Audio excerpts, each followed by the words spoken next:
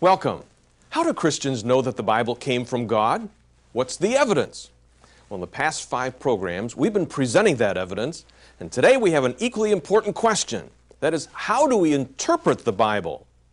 Dr. Geisler introduces this question, and I'd like you to listen. The Bible, how should we interpret it? In the big chain from God to us, we've discovered who wrote the Bible, men of God inspired by God. Did they copy it accurately? Is anything missing? Are there any errors in it? Has it been translated correctly? And so we've got a Bible in our hand that's substantially the same as the original that was given by God, that was infallible and inerrant. Now the question is, how do we interpret it? We've got cults all over the place. We've got different denominations. Whose interpretation of the Bible is correct? The Roman Catholic Church claims to be the infallible interpreter of the Bible. Then we have all these fallible interpretations of it. How do we know what it really means? That's the question we're going to discuss in this program.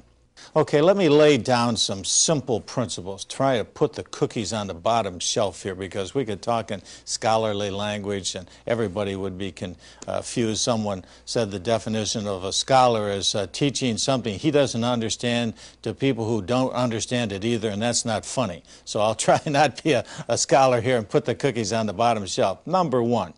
In the Bible, the main things are the plain things, and the plain things are the main things.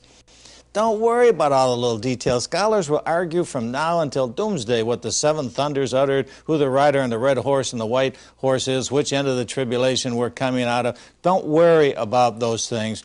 The main things are the plain things, and the plain things are the main things. In other words, if you get scholars who have a good translation of the Bible, and most of them are, and they approach the Bible in the correct manner to try and find out what the author said, which I'll speak about in a moment, they'll all conclude that this is what the Bible teaches on those things. You can't read the Bible and understand what the author meant and not come to the conclusion there's a God, miracles are possible, Jesus is the Son of God, Jesus died on the cross, Jesus rose from the dead, Jesus is coming again. Okay, so the fundamentals are all there. If we just keep this principle in mind, the main things are the plain things, and the plain things are the main things. The second part of that principle is that if it's not a main thing, it's probably not a plain thing. But don't worry about it. As Mark Twain said, and we quoted in the previous programs, not the part of the Bible I don't understand that bothers me the most, it's the part I do understand that bothers me the most. So get hung up on the main things and the plain things. Third, when you read the Bible or the newspaper or a magazine, you ought to keep one principle in mind. You don't have to think of 100 things.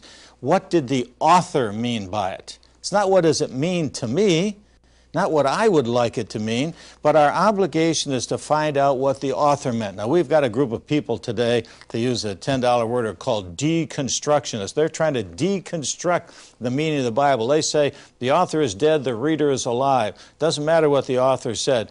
What does the reader say? Only one problem with those people. When you read their books, do you know what they want you to believe? They want you to understand what the author said. They don't want you to put your meaning and read it into their writing. They want you to read their meaning out of their writing. They should treat the Bible, and everybody should treat the Bible the same way. The author's meaning is the true meaning, not what the reader wants it to mean.